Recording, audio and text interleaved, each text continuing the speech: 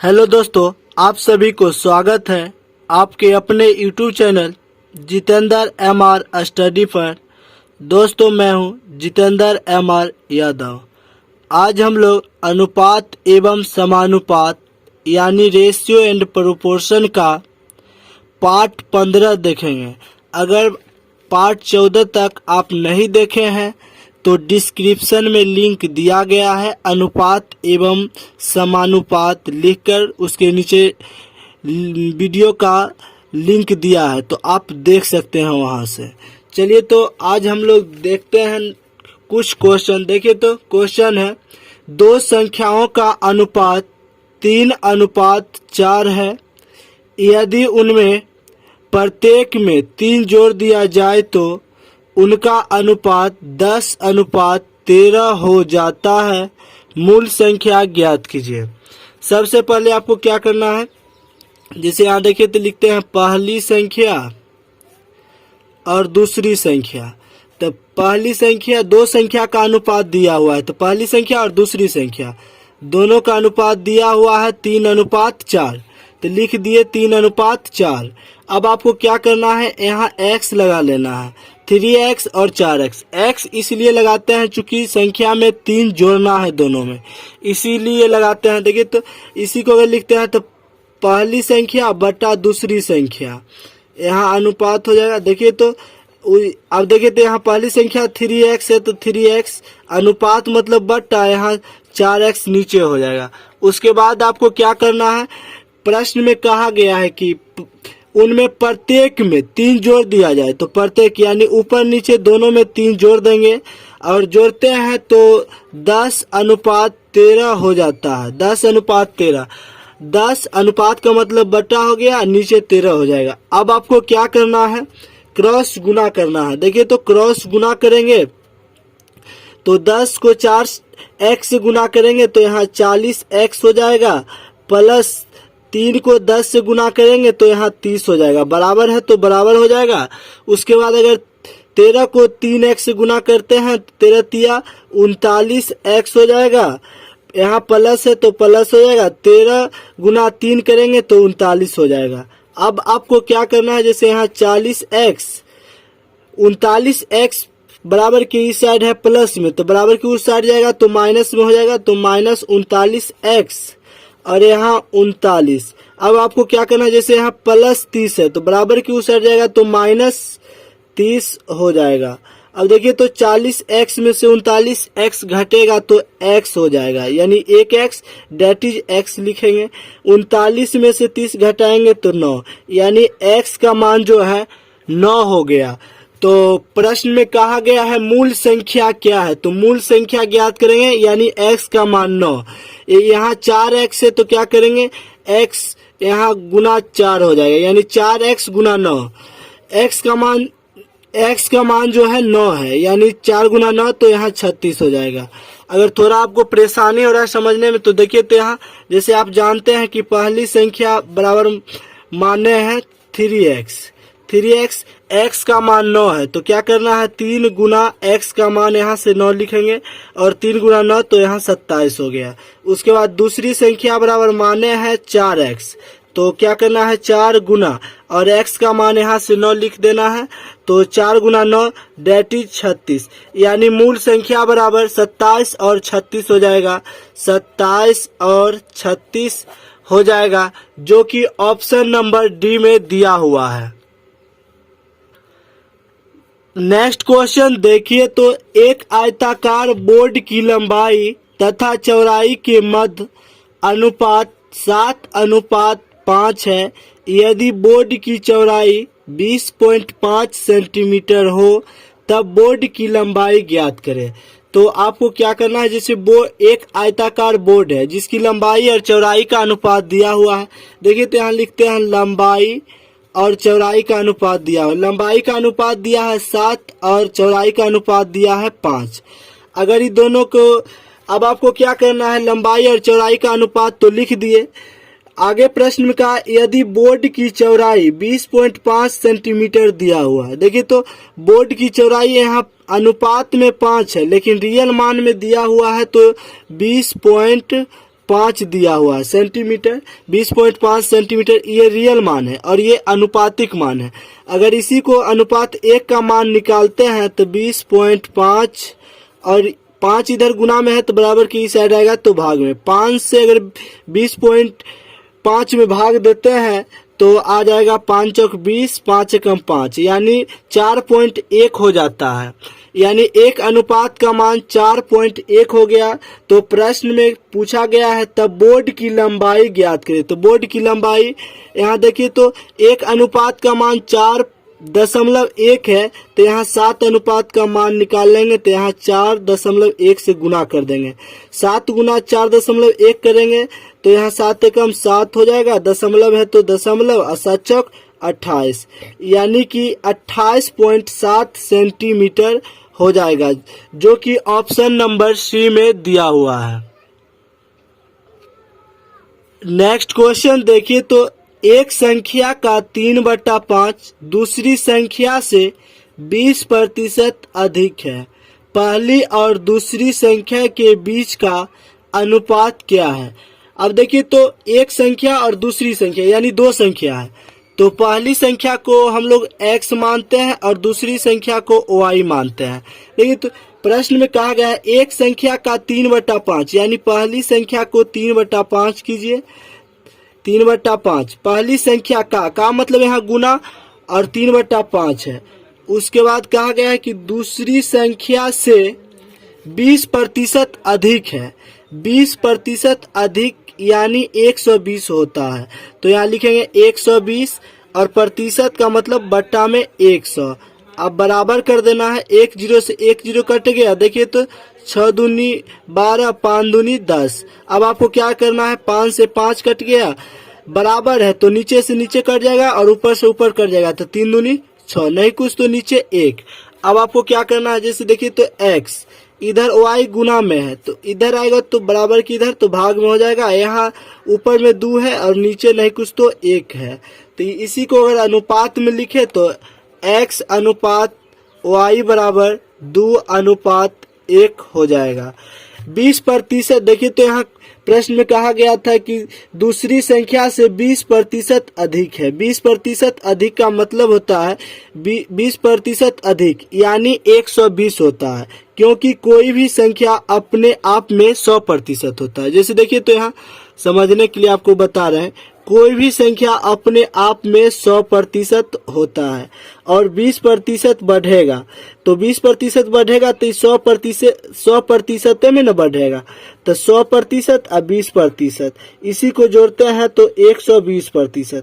अगर इसी को लिखेंगे तो 120 और प्रतिशत का मतलब बट्टा में 100।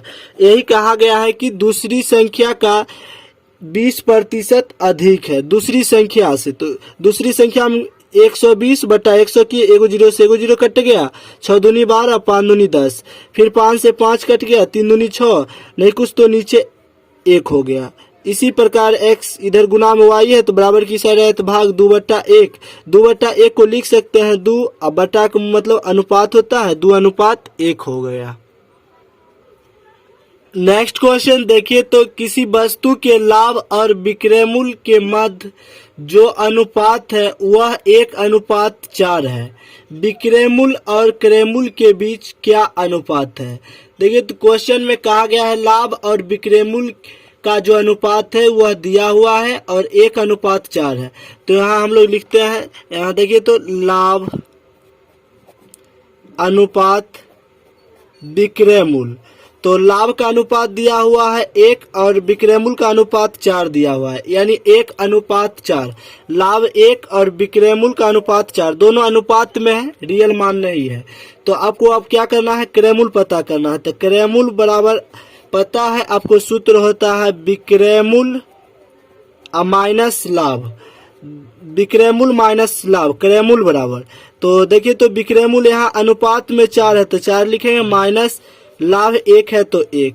अब 4 में से 1 घटाएंगे तो 3 हो जाता है, यानी क्रय मूल्य का जो मान हो गया वो अनुपात में 3 निकल गया। तो प्रश्न में कहा गया है विक्रय मूल्य और क्रय मूल्य के बीच क्या अनुपात है। तो विक्रय मूल्य, तो पहले विक्रय मूल्य का लिखते हैं। देखिए तो यहाँ तो विक्रय मूल्य अनुपात करेमूल। तो विक्रयमूल का अनुपात यहाँ दिया हुआ है 4, तो यहाँ 4 लिख देंगे। अनुपात करेमूल का अनुपात यहाँ से निकल गया है 3, यानी 4:3 हो गया विक्रयमूल और करेमूल का अनुपात, जो कि ऑप्शन नंबर 2 में दिया हुआ है। नेक्स्ट क्वेश्चन देखिए, तो एक चिड़ियाघर में कुछ खरगोश तथा कुछ कबूतर है। यदि इनके सिरों को गिना जाता है तो सिरों की संख्या 90 प्राप्त होती है, और यदि इनके पैरों को गिना जाता है तो इनकी पैरों की संख्या 224 प्राप्त होते हैं। बताएं कि इस चिड़ियाघर में कितने खरगोश और कितने कबूतर हैं। तो सबसे पहले भाषा वाला क्वेश्चन है, और ऐसा क्वेश्चन को आप बाय ऑप्शन से भी बना सकते हैं। जैसे अगर देखिए, तो इस प्रश्न को अगर हम लोग बाय ऑप्शन से बनाते हैं, बाय ऑप्शन से अगर बनाते हैं तो ऑप्शन नंबर 1 में दिया हुआ है 22,68। अब आपको क्या करना है, जैसे प्रश्न में कहा गया था, बताए कि इस चिड़ियाघर में कितने खरगोश और कितने कबूतर, यानी शुरू वाला खरगोश का मान दिया हुआ है, खरगोश कोमा कबूतर, ये दोनों का मान दिया हुआ है। तो आप जानते हैं, जैसे खरगोश, एक खरगोश के 4 पैर होते हैं, तो इसको 4 से गुना कर दीजिए। कबूतर, एक कबूतर के 2 पैर होते हैं, तो दोनों गुना कर दीजिए। देखिए, तो 2 गुना 4 तो यहाँ 8 हो जाएगा, फिर 4 गुना 2 तो 8, यानी 88 हो गया। अब आपको क्या करना है, 8 दूनी 16 हो जाएगा, हाथ में 1, 6 दूनी 12, 1 13 हो गया। उसके बाद आपको अगर जोड़ते हैं, इन दोनों को जोड़ने के बाद देखिए, तो यहाँ अगर जोड़ते हैं तो 224 हो जाता है। 8 6 14 के 4 हो गया। उसके बाद 3 8 11 11 1 12 के 2, हाथ में 1 और 1 तो 2, यानी 224। और प्रश्न में कहा भी गया है कि 224 पैर होते हैं, यानी पैरों को गिनते हैं खरगोश और कबूतर के तो 224 होते हैं। और यहाँ भी जोड़ने के बाद 22 गुना 4 किए तो 88, 68 गुना 2 किए तो 136, दोनों को जोड़ते हैं कुल मिलाकर तो 224 हो जाता है। यानी बिल्कुल सही है ऑप्शन 1, यानी ऑप्शन 1 सही है। 22,68 यानी 22 खरगोश है और 68 कबूतर है।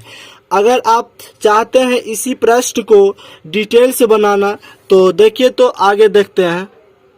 देखिए, तो इसी प्रश्न को अगर डिटेल में बनाते हैं तो आपको सबसे पहले क्या करना है, यहाँ लिख लेना है। जैसे यहाँ सिर बराबर दिया हुआ है 90, तो 90 लिखेंगे।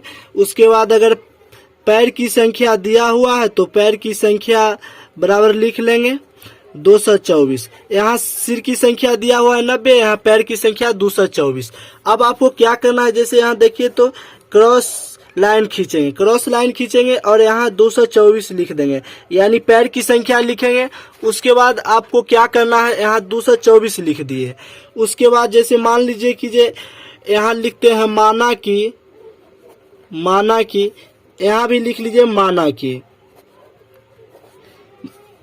की, इधर लिखते हैं खरगोश, यहाँ लिखते हैं कबूतर। जैसे माना की दोनों जगह लिखे हैं। अब माना की लिखे, माना की खरगोश है, यानी कि मान लिए कि पूरा खरगोश है। यहाँ सिर की संख्या 90 है, सिर की संख्या 90 है और पूरा मानते हैं कि पूरे खरगोशे हैं 90। या एक खरगोश के 4 पैर होते हैं तो 4 से गुना कर देंगे, 90 गुना 4 तो यहाँ 360 हो जाएगा। यहाँ भी मानते हैं माना कि पूरा कबूतर है, यानी सिर 90 है तो पूरा 90 को कबूतर है। एक कबूतर के 2 पैर होते हैं तो 2 से गुना कर देंगे, 90 गुना 2 करते हैं तो यहाँ 180 हो जाएगा। अब आपको क्या करना है, घटा देना है। जैसे 360 में से 224 घटाते हैं तो 136 हो जाएगा। उसके बाद अगर ऐसे क्रॉस घटाते हैं, फिर 224 में से 180 को घटा दीजिए तो यहाँ 44 हो जाएगा। अगर देखिए तो 11 से कट रहा है, 11 चौक 44 यहाँ हो जाएगा और 11 से 136 में भाग देंगे तो 34 बार में कट जाता है। अब आपको क्या करना है, देखिए तो यहाँ अगर इसी को योग करेंगे दोनों को अनुपात में हो जाता है इसी को योग करेंगे तो अनुपात में 45, यानी 45 अनुपात में 45 हुआ, लेकिन रियल में दिया हुआ है 90 से। अगर एक अनुपात का मान निकालेंगे तो 90 और 45 इधर गुना में तो इधर भाग में हो जाएगा, 45 दूनी 90। एक अनुपात का 2 मान निकल गया, एक अनुपात का मान 2 हुआ। तो प्रश्न में पूछा गया है खरगोश और कबूतर की संख्या, एक अनुपात का मान 2 हुआ। अगर यहाँ खरगोश की देखिए तो 11 अनुपात में, अगर इसी को 2 से गुना करेंगे तो 11 दूनी 22, इधर करते हैं 2 से गुना तो 34 गुना 2 तो यहाँ 68 हो जाएगा। यानी कि देखिए तो जैसे यहाँ 11 अनुपात 34, यानी खरगोश का अनुपात 11 है और कबूतर का अनुपात 34 है। दोनों का अनुपात में योग करते हैं तो 45। 45 अनुपात का मान दिया, 45 अनुपात में 45 हुआ, लेकिन रियल सिर की संख्या देखते हैं तो यहाँ 90 है। यानी एक अनुपात का मान निकालेंगे तो 90 इधर 45 गुना में तो 45 इधर भाग में, 45 दूनी 90, यानी एक अनुपात का मान 2 है। यहाँ खरगोश की संख्या अनुपात में 11 है तो 11 गुना 2 करते हैं तो यहाँ 22 हो जाएगा। और यहाँ कबूतर का अनुपात 34 दिया हुआ, अगर 2 से गुना करेंगे तो 68। यानी कि खरगोश और कबूतर का जो संख्या है यानी 22 अनुपात 68 हो जाएगा।